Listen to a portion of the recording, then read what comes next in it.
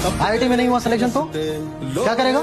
IIT नहीं हुआ कोई बात नहीं, फिर भी तुम्हारे पास मौका है इंडिया की सारी टॉप की सेंट्रल यूनिवर्सिटीज में पढ़ने का। डीयू, बीएचयू, जेएनयू, इसके लिए एक एग्जाम होगा सीयूईटी 2025। मात्र 50% ही चाहिए जनरल वाले बच्चों को क्लास 12th में।